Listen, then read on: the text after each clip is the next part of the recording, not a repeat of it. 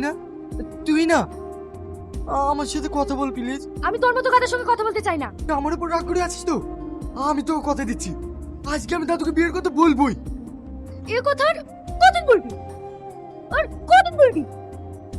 আমি কান ধরে বলছি, আজকে আমি দাদুকে বিয়ের কথা বলবোই।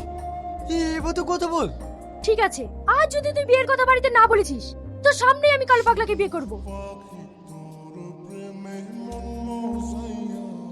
পল্লবী, আমার শোনো না, রাগ করে থেকো না প্লিজ, একবার তাকাও।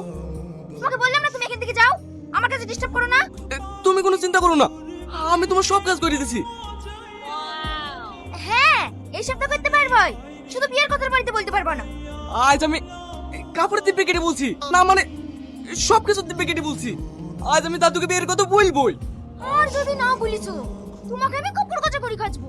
ঠিক আছে, ঠিক আছে, তাই হবে। তোমার আব্বার নাম কি? কেন? তোমার বিয়ের ব্যাপারে কথা বলতাম, তোমাকে আমার ভীষণ পছন্দ। আমার আব্বা যদি রাজি থাকে তাহলে বিয়েটা হয়ে যাবে। কি অসভ্য লোক রে, কবরে যেতে চলেছে তাও খারাপ অভ্যাস যায়নি। রাগ করছো কেন? তোমার আব্বার নাম্বারটা দাও। কি হলো, দাও না। ওই লোক তোমাদের কি বলছে? দেখেন না, ওই লোকটার অভ্যাস ভীষণ খারাপ। একদিন টিউশনের টাইমে এসে দাঁড়িয়ে থেকে আজ আবার জোসনাকে বলছে ওকে বিয়ে করবে।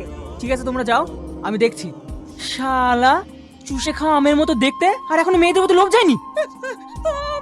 কোথায়? কোন মেয়ের কথা বলছিস? ওই দেখো সামনে চায়ের দোকানে ওই মেয়েটা। দাদা, আমারটাও আছে। কি ব্যাপার দাদু, আজ তোমার মুখ শুকনো লাগছে? দাদু কিছু খেতে দেয়নি নাকি? আর বলিস না, তোর দাদি আর আগের মতো ভালোবাসে না রে। এই নাও তোমার চা, তোমার পান। মাশাআল্লাহ, খুব সুন্দর।